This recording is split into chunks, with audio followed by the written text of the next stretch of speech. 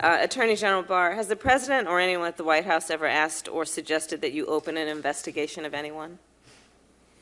I wouldn't. Yes or no? Could you repeat that question? I will repeat it. Yeah. Has the President or anyone at the White House ever asked or suggested that you open an investigation of anyone? Yes or no, please, sir? The President or anybody else? Seems you would remember something like that and be able to tell us. Yeah, but I'm trying to grapple with the word suggest. I mean, there have been discussions of matters out there that they have not asked me to open an investigation, but Perhaps they've suggested? I don't know. I wouldn't say suggest. Hinted? I don't know. Inferred? You don't know. Okay. Is in reaching your conclusion, did you personally review all of the underlying evidence?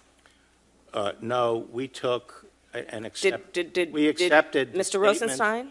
No, we accepted the statements in the report as the factual record. We did not go underneath it to see whether or not they were accurate. We accepted it as accurate and made our. So you accepted the report as the evidence? Yes.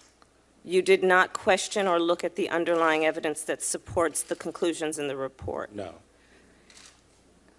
Did Mr. Rosenstein review the evidence that underlines and supports the conclusions in the report, to your knowledge? Not to my knowledge. We accepted the statements in the report, Did and anyone the characterization of the evidence is true. Did anyone in your executive office review the evidence supporting the report? No. No. Yet you represented to the American public that the evidence was not, quote, sufficient to support an obstruction of justice offense. The evidence presented in the report. This is not a mysterious process. In the Department of Justice, we have pros memos and declination memos every day coming up. And we don't go and look at the underlying evidence. Sir, would you support the characterization of the evidence as true? As the Attorney General of the United States, you run the United States Department of Justice.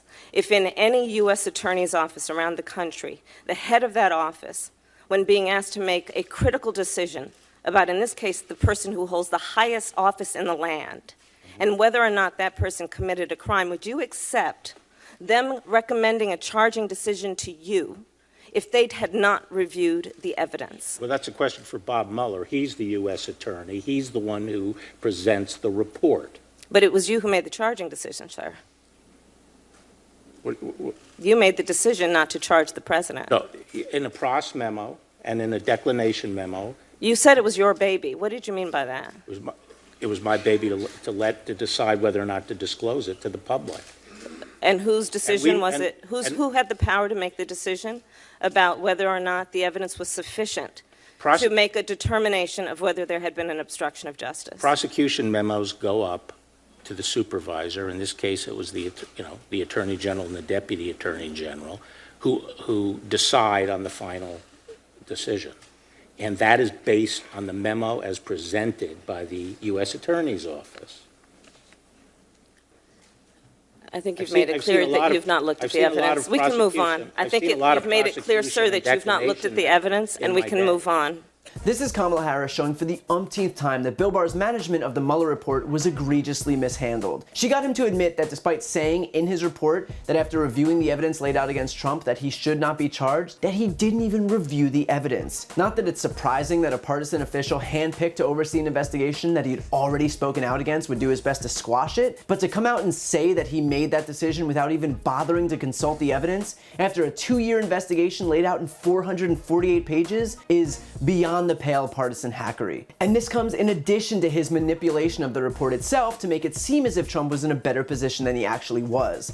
In his 4-page summary, Barr truncated sentences and downplayed both the evidence of collusion with Russia as well as a staggering 10 instances of obstruction of justice. It was a PR stunt that backfired on multiple occasions, not only when the actual Mueller report was released, but after Mueller's own letter to Barr was revealed outlining how the summary didn't capture the context of the investigation. Now, once Harris got Barr Barr to admit that he hadn't even read the same evidence he cited as justification to not charge Trump, he tries to pass the buck onto Rosenstein and Mueller to not take responsibility, which has become a common theme of this administration. He says that it was Robert Mueller's report, and it was in the sense that he did the investigating, but Bill Barr is the Attorney General of the United States. Barr is supposed to be the highest-ranking law enforcement official in the land.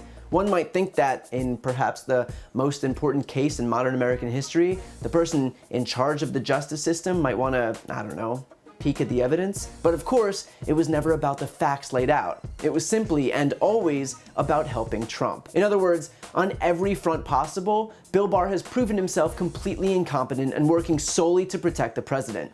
That's it. He's not there to protect the justice system that he's supposed to represent. He's there insulating someone who, if he were a Democrat, would be neck deep in articles of impeachment while the veins in Lindsey Graham's neck explode. And look, you don't really need Kamala Harris's prosecutorial skills to see that Barr was lying. Take, for example, the fact that his hearings seem to be failing him throughout the testimony. Attorney General Barr, has the president or anyone at the White House ever asked or suggested that you open an investigation of anyone? I wouldn't. Yes or no? Could you repeat that question? I will repeat it. I don't know about you, but when I'm telling the truth, I too like to pretend that I didn't understand the question and ask for it to be repeated while I think of an answer.